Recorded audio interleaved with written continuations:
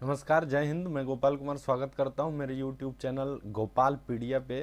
तो आज का तारीख है 2 जनवरी यानी 2 जनवरी 2022 और आज का दिन है रविवार। तो आशा है आप लोग अच्छे से 1 जनवरी यानी 1 जनवरी मना लिए, साल का पहला दिन सेलिब्रेट कर लिए। तो आइए जानते हैं कि जो भारत में सेलिब्रेट किया जाता है, ये तो हम लोग अंग्रेज़ों के अनुसार जो कैलेंडर जारी किया गया और जो फॉलो हो रहा है उसके अनुसार है। भारत के अलग अलग हिस्सों में, अलग अलग राज्यों में, जहाँ की अलग अलग कल्चर है, अलग अलग भाषाएं हैं, वहाँ किस तरह से और किस नाम से फर्स्ट ईयर या न्यू ईयर को मनाया जाता है। तो आइए जान लेते हैं। पहला जो है ये बैसाखी, आप लोग नाम सुने होंगे। बैसाखी को न्यू ईयर के रूप में सेलिब्रेट किया जाता है पंजाब में। देखिए, भारत में जो न्यू ईयर सेलिब्रेट करने का जो फैशन है वो है कि जब फसल कटाई हो जाने के बाद जब उसको खेत से ले आया जाता है, खेत से काट कर ले आया जाता है, तब उसको मनाया जाता है, जिसको कहते हैं बैसाखी। क्योंकि भारत एक कृषि प्रधान देश है, इसलिए किसान जब अपने फसल को खेत से काट के ले आते हैं तो वो खुशी इजहार करने के रूप में जो है न्यू ईयर को सेलिब्रेट करते हैं। तो बैसाखी है पंजाब का, भोग बिहू या रंगीली बिहू असम का है, गुड़ी पाड़वा मनाते हैं न्यू ईयर के रूप में महाराष्ट्र में। नवरोज जो है, नवरोज पारसी जो धर्म के लोग हैं वो मनाते हैं। ये नवरोज का त्योहार जो है, इसका शुरुआत भारत में बलबन के समय में शुरू किया गया था। बलबन दिल्ली सल्तनत का शासक था। बलबन जो है, उसका पूरा नाम गयासुद्दीन बलबन था और बलबन के द्वारा ही नवरोज पर्व का शुरुआत किया गया था। बलबन के द्वारा ही एक और एग्जाम में पूछा जाता है, सिजदा एवं पैबोस नामक जो पद्धति थी अभिनंदन करने की, उसका शुरुआत भी किया गया था गयासुद्दीन बलबन के द्वारा। उसके बाद केरला में जो न्यू ईयर सेलिब्रेशन होता है उसको विशु कहते हैं। सिंधी न्यू ईयर एक है जो नागपुर का, महाराष्ट्र का जो नागपुर का इलाका है, वहाँ सिंधी न्यू ईयर को कहते हैं चेटी चंद। तो इस तरह से जो है भारत के अलग अलग क्षेत्रों में न्यू ईयर को सेलिब्रेट करते हैं अलग अलग टाइम में। तो शुरू करते हैं। आज का जो है पहला सेक्शन है आज का इतिहास। इससे पहले आप लोगों से रिक्वेस्ट है, वीडियो जरूर से जरूर पूरा देखिए, चैनल सब्सक्राइब कीजिए, अपने दोस्तों के बीच शेयर कीजिए और लाइक, अच्छा लग रहा हो तो लाइक कीजिए। पूरा जरूर से जरूर देखिए क्योंकि बहुत सारी जानकारी आपको मिलने वाली है। तो आज का जो पहला है इतिहास का सेक्शन से, और ऐतिहासिक दृष्टि से ये काफ़ी इम्पोर्टेंट है क्योंकि बाद में जाकर के ये आज की घटना भारत को अंग्रेजों के हाथों जो गुलाम बनाने का द्वार खोल देता है। तो ये क्या है? तो ब्रिटिश सैनिकों ने भारत के कलकत्ता शहर, उस समय ये कलकत्ता हुआ करता था, शहर पर 1757 ईस्वी में कब्जा कर लिया गया था। किस टाउन पे? कलकत्ता शहर पे। आइए अब जान लेते हैं कि कलकत्ता शहर उस समय किसके शासन के अंदर था और इस पे कब्जा किसने किया था। तो उस समय बंगाल के जो नवाब हुआ करते थे, भारत तो उस समय जो है मुगलों के शासन के अंदर था, लेकिन मुगल शासक जो है उतने मजबूत नहीं रह गए थे, कमजोर हो गए थे। और आलमगीर द्वितीय जो थे वो इस समय 1757 में जो है भारत के जो मुगल शासक थे। लेकिन इन लोगों में इतनी जो है युद्ध हो रही थी आपस में ही सत्ता पाने के लिए, जिस कारण से काफ़ी अस्थिरता थी। इसलिए बंगाल का जो नवाब उस समय हुआ करता था वो अपने आप को स्वतंत्र कर लिया था। और 1757 में जब कलकत्ता पे कब्जा किया गया, उस समय यहाँ के जो नवाब थे उनका नाम है सिराज उद्दौला। सिराज उद्दौला जो थे अलीवर्दी खां के ग्रांड सन थे। उनकी अपना नहीं, ये बहन का बेटा था। कौन? सिराज उद्दौला। और सिराज उद्दौला उस समय बंगाल का नवाब थे। और आप नाम सुने होंगे एक रॉबर्ट क्लाइव। रॉबर्ट क्लाइव जो था एक ईस्ट इंडिया कंपनी का एक एम्प्लॉय के रूप में इसकी नियुक्ति हुई थी 1742 में।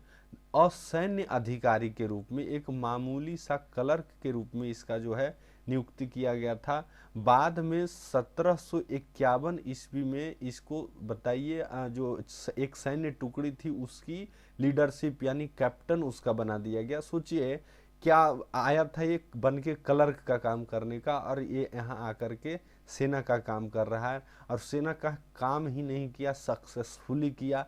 भारत में अगर अंग्रेजों की शासन जो स्थापित हुई उसका जो शुरुआत अगर किसी ने किया तो रॉबर्ट क्लाइव ने किया।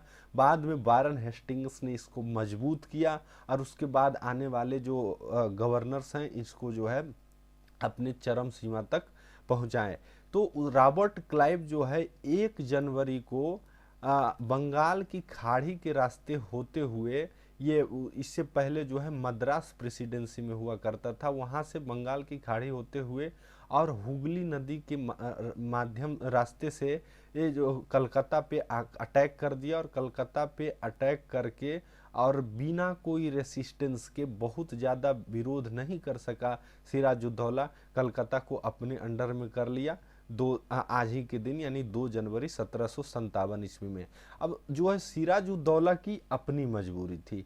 सिराजुद्दौला की अपनी मजबूरी क्या थी, तो यहाँ भी जो है उत्तराधिकार का युद्ध चल रहा था। अगर आप थोड़ा सा और पीछे जाएं तो जो बंगाल का जो पहला सूबेदार बनाया गया था वो मुर्शीद कुली खां था, और मुर्शीद कुली खां को 1700 ईस्वी में बंगाल का सूबा सौंपा गया था। किसके द्वारा? औरंगजेब उस समय मुगल शासक हुआ करता था, और उसी समय मुर्शीद कुली खां को दिया गया था। मुर्शीद कुली खां के बाद शुजा-उद-दीन यहाँ का शासक बनता है, जो कि उसका सन इन लॉ था।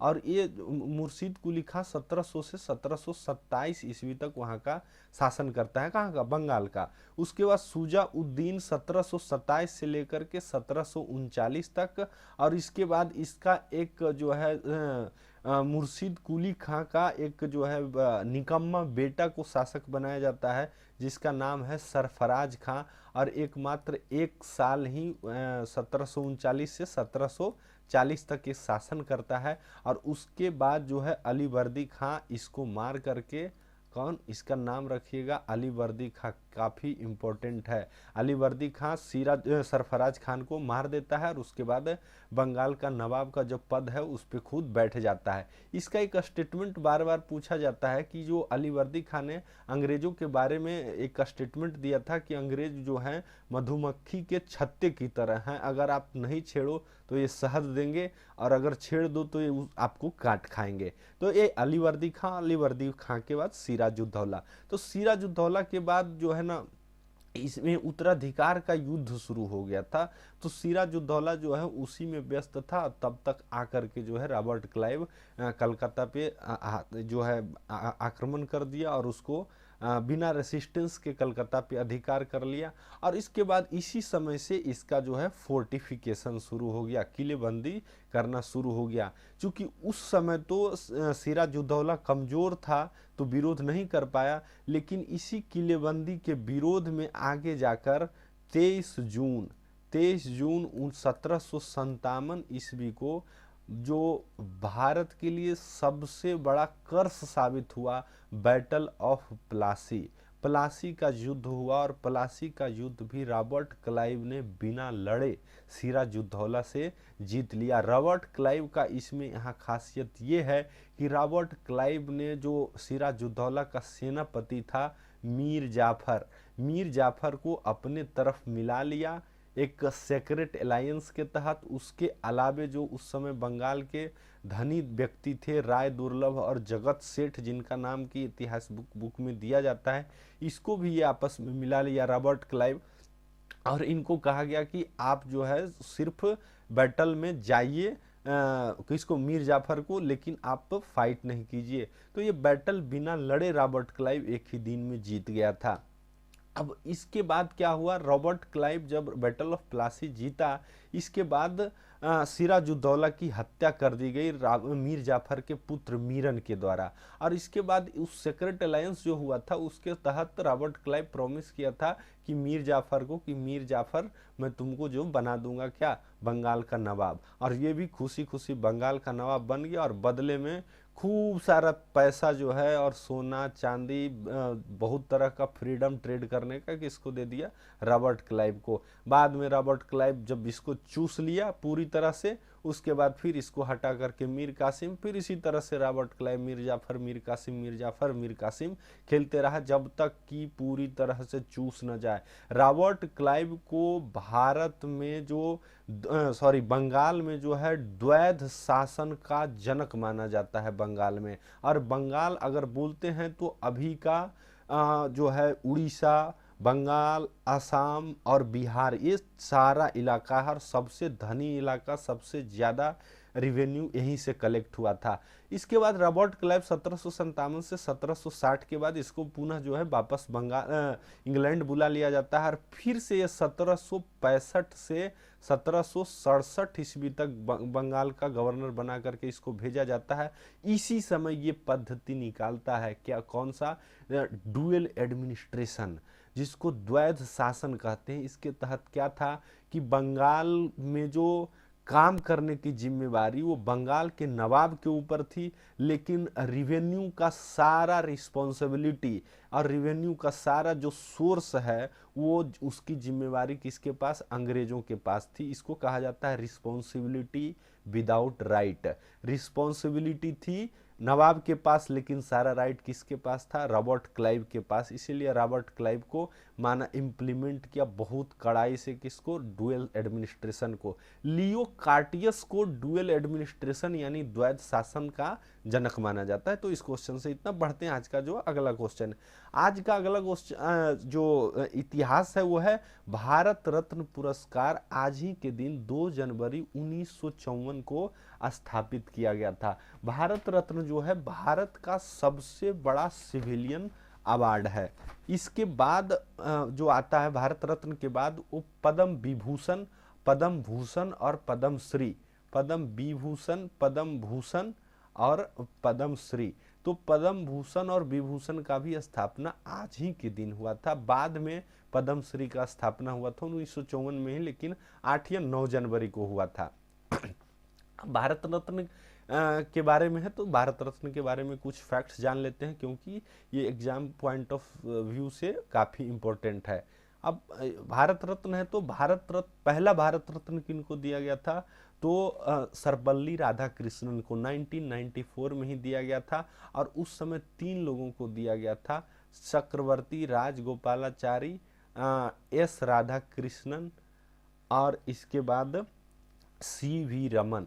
सी.वी. रमन एक साइंटिस्ट थे। चक्रवर्ती राजगोपालाचारी स्वतंत्र भारत के पहले भारतीय गवर्नर जनरल थे और सी.वी. रमन को 1930 में ही इनको नोबेल पुरस्कार दिया गया था इनके खोज रमन इफेक्ट को लेकर के। रमन इफेक्ट इनका इन्वेंशन था, इसी के कारण इनको 1930 में बहुत बार पूछा गया। सी.वी. रमन को 1930 में नोबेल दिया गया था और 1954 में क्या दिया गया था, भारत रत्न दिया गया था।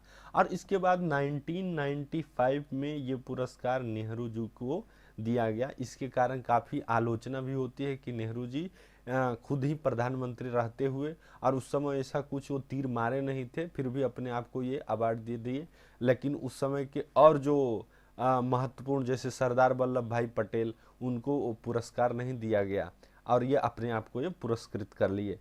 भारत जो पहली भारतीय जो हैं जिनको ये पुरस्कार दिया गया वह है श्रीमती इंदिरा गांधी को 1971 में दिया गया था। और देने का कारण ये था कि 1971 में बांग्लादेश जो लिबरेशन वार हुआ था उस कारण से, चूंकि इंदिरा गांधी काफ़ी डिटरमाइंड थी और इनकी लीडरशिप की काफ़ी सराहना की गई, इसलिए 1971 में इंदिरा गांधी को दिया गया था। मदर टेरेसा को जो पहली ये जो ओरिजिन है इंडियन फॉरेन ओरिजिन की लेडी, उनको 1980 में दिया गया था किनको, मदर टेरेसा को। और 1987 में खान अब्दुल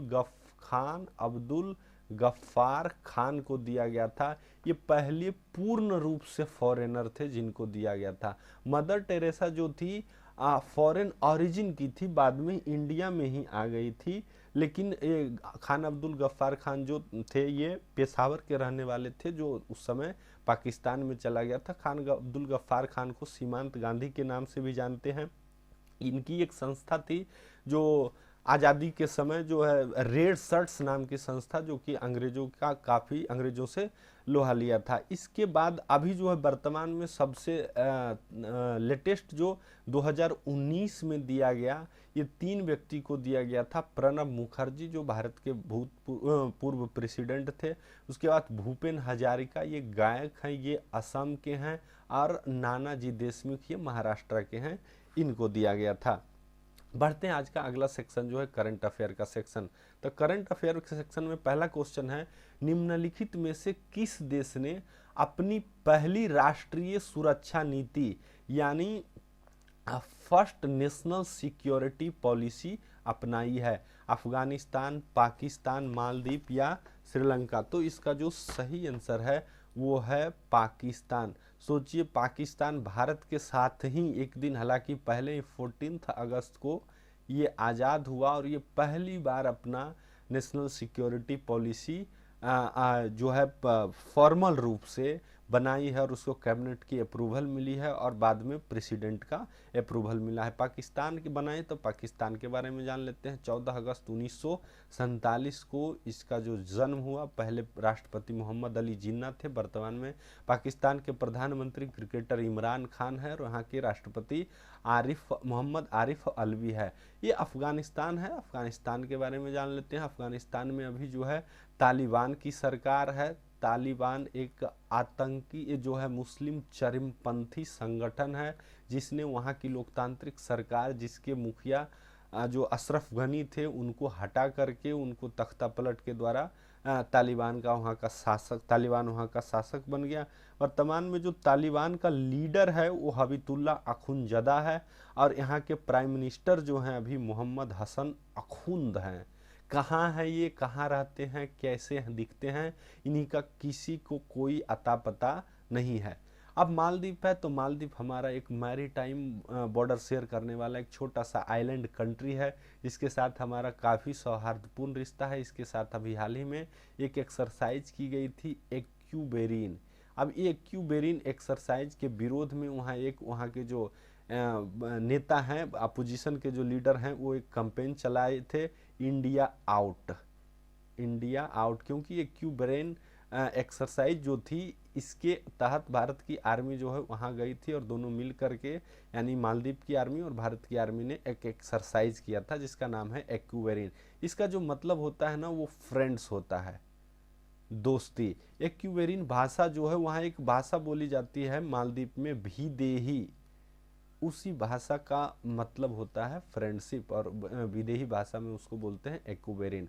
श्रीलंका के साथ भी हमारा जो है मैरीटाइम बॉर्डर है, काफ़ी इम्पोर्टेंट है हमारे लिए सिक्योरिटी पॉइंट ऑफ व्यू से, क्योंकि जितने भी भारत के चारों तरफ देश हैं, इस पे जो है चाइना का नज़र रहता है। चाइना अपने तरफ इस सबको पटाने में लगा हुआ रहता है, ताकि भारत को चारों तरफ से घेर लिया जाए।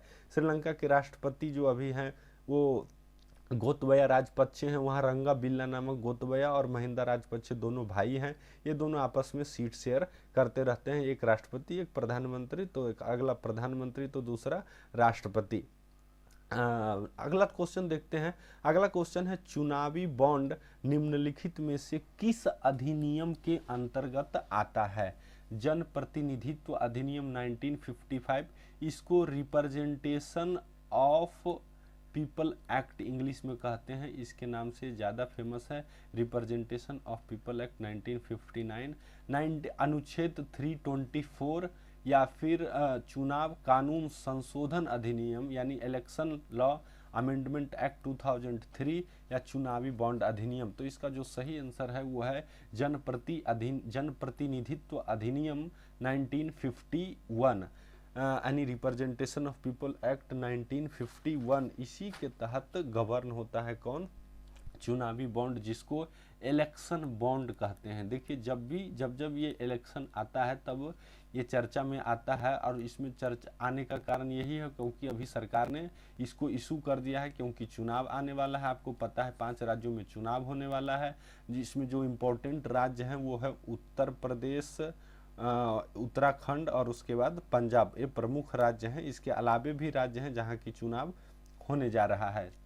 अब रिप्रेजेंटेशन ऑफ पीपुल एक्ट के तहत है, तो ये जो है रिप्रेजेंटेशन ऑफ पीपुल एक्ट का ही जो मॉडिफाइड फॉर्म, जिसको अमेंडेड फॉर्म है, वो है क्या, चुनाव कानून संशोधन अधिनियम 2003। इसी को अमेंड करके इसमें times and again according to situation इसको अमेंड कर दिया गया, यानी संशोधित कर दिया गया है। अनुच्छेद 324 में निर्वाचन आयोग की व्यवस्था है, यानी चुनाव संचालित करने के लिए, यानी चुनाव कैसे होगा उसके लिए व्यवस्था है। कौन सी संस्था कराएगी उसकी चर्चा है।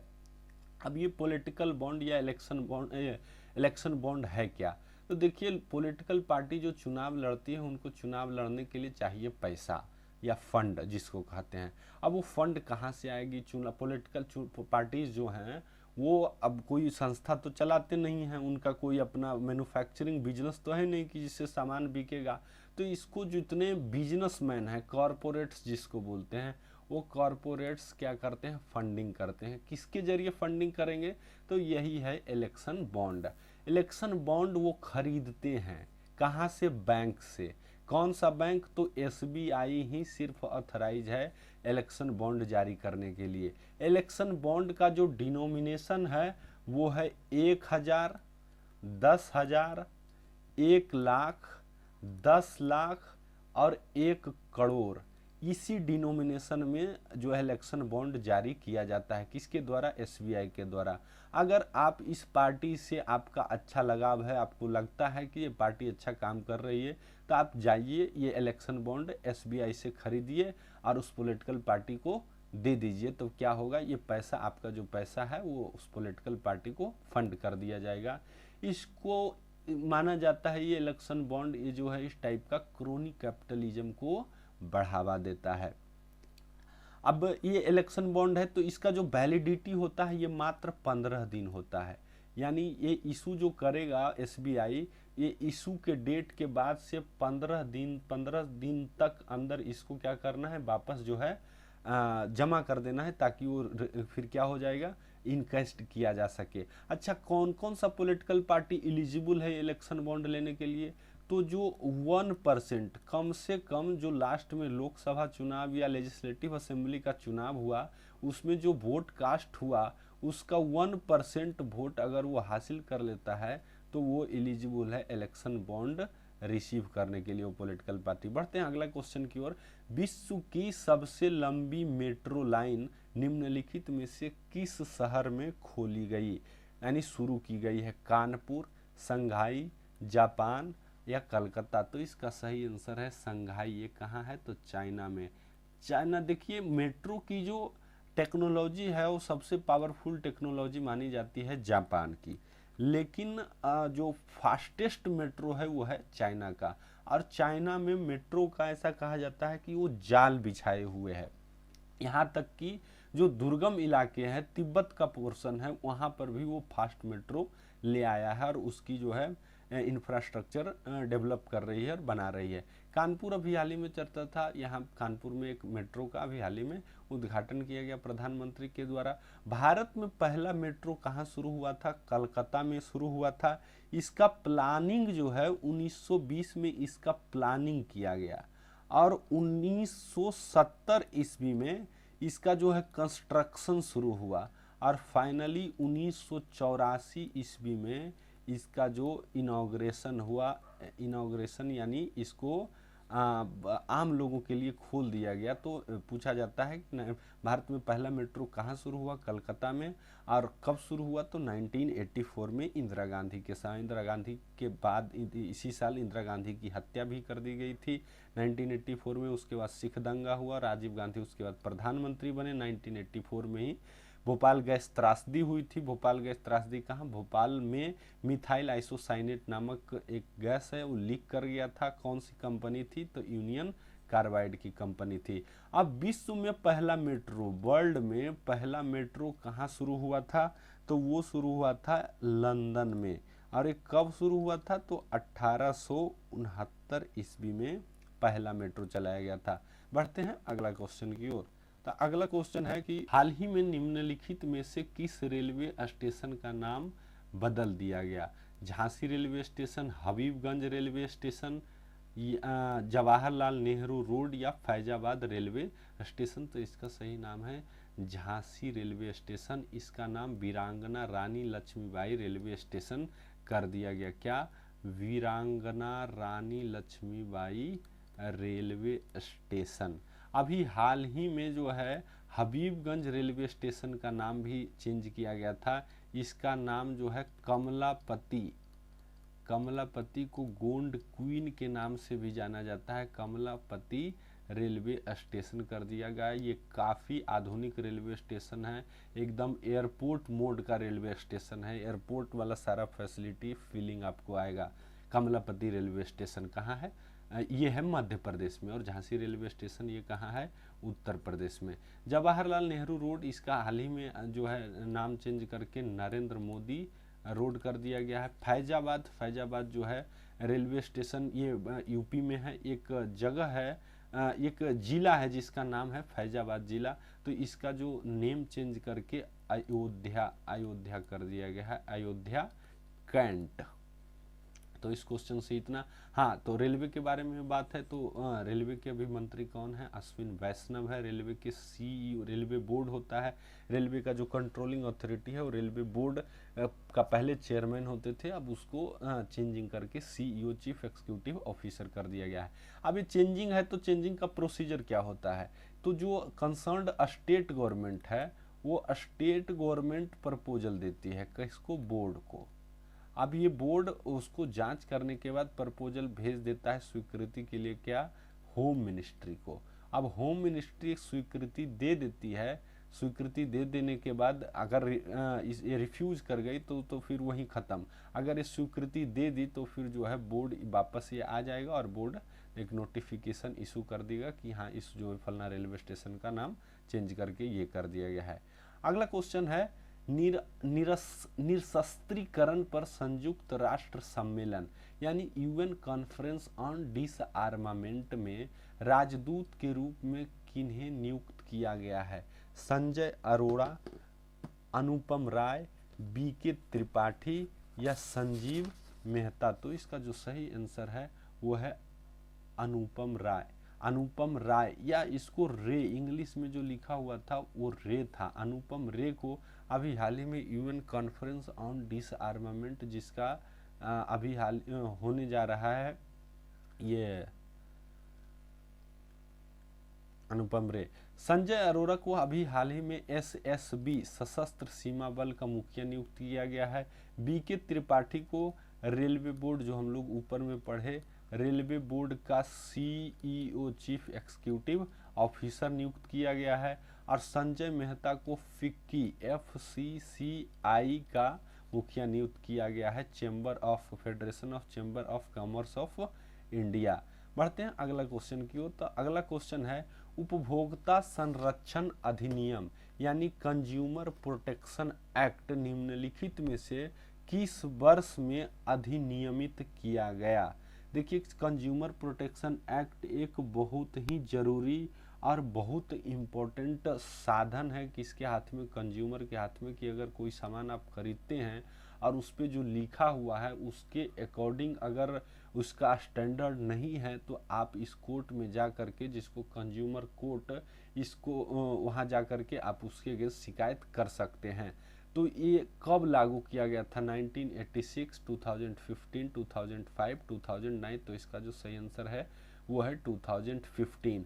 ओरिजिनल रूप से, जो मूल रूप से लागू किया गया था पहली बार, वो 1986 में लागू किया गया था। बाद में इसको अमेंड करके 2015 में लागू किया। अभी हाल ही में सरकार ने इसके संबंधित रूल नोटिफाई किए गए हैं, क्योंकि एक्ट पास कर देने से कुछ नहीं होता है। एक्ट पास कर दिए लेकिन उसका अगर रूल नोटिफाई नहीं होंगे कि किस तरह से वो एक्ट इम्प्लीमेंट होगा तो इसका कोई फायदा नहीं है।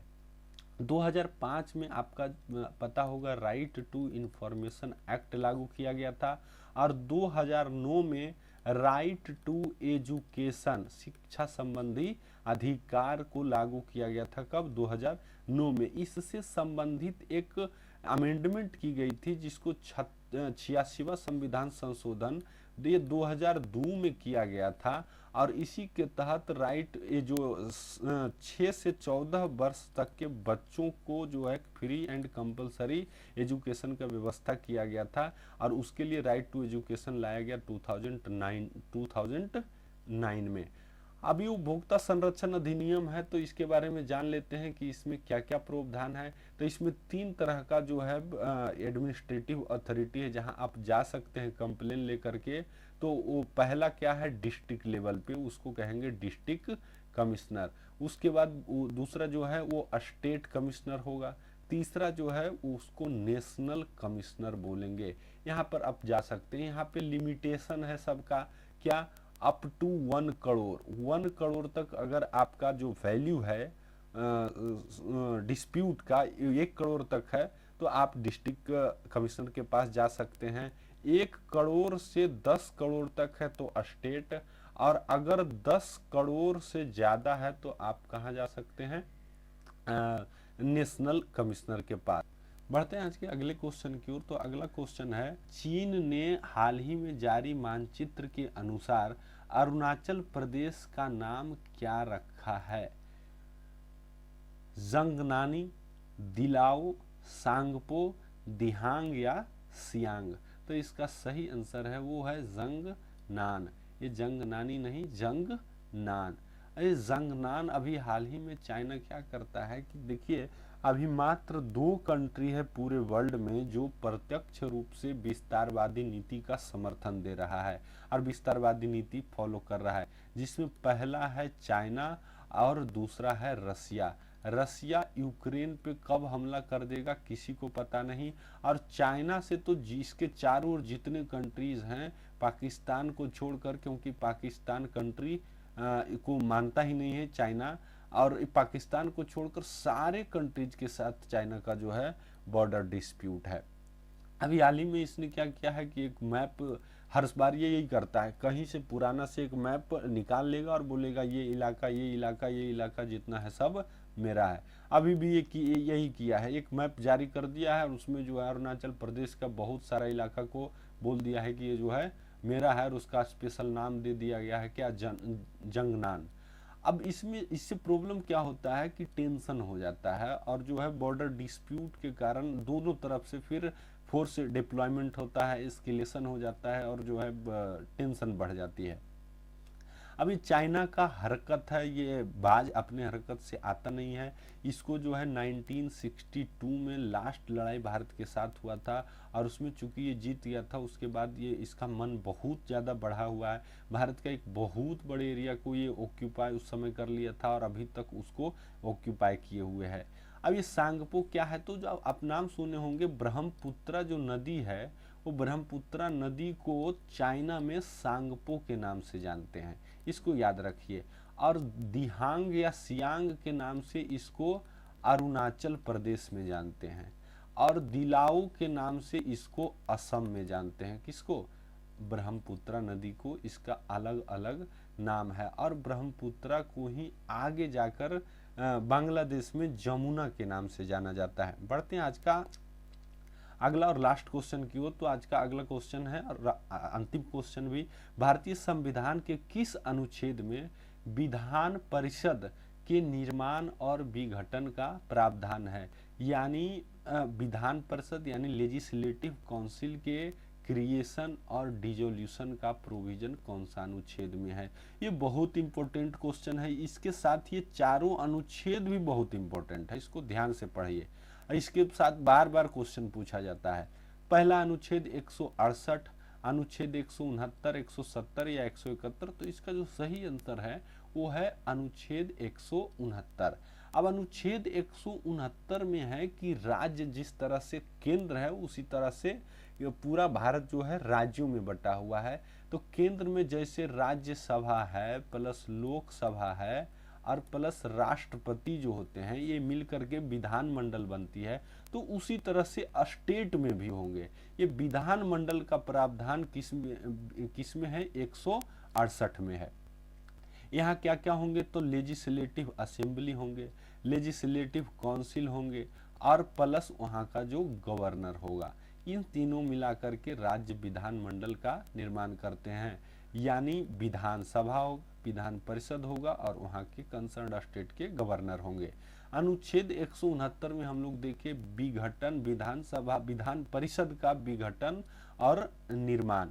अब इसका क्या मतलब है? तो देखिए विधान परिषद का होना अनिवार्य नहीं है, लेकिन अगर संबंधित राज्य की विधान सभा चाहती है कि हम विधान परिषद को भी एग्जिस्टेंस में लाएं, तो एक रिजोल्यूशन पास करेगी और रिजोल्यूशन को कहाँ भेज देगी?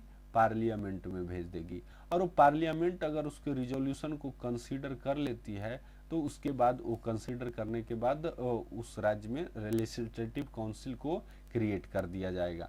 अब अनुच्छेद 170 में क्या है? तो इसके अंदर लेजिस्लेटिव असेंबली की चर्चा है कि लेजिस्लेटिव असेंबली होगा, लेजिस्लेटिव असेंबली में कितने सीट होंगे?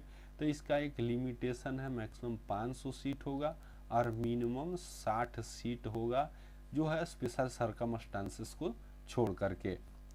अगला है 171। तो 171 में क्या है? तो 171 में है कंपोजिशन ऑफ लेजिस्लेटिव काउंसिल, यानी लेजिस्लेटिव काउंसिल में अगर आएगा तो कितना वहाँ होगा सीट? तो 1/3 कम से जो है मैक्सिमम जो हो सकता है वो 1/3 और कम से कम जो है 40 होना है। और इसका कंपोजिशन है, ये याद रखिए बहुत बार पूछा गया है। तो इसका कंपोजिशन 1/3 प्लस 1/3 प्लस 1/6 1/12 प्लस 1/12 होता है।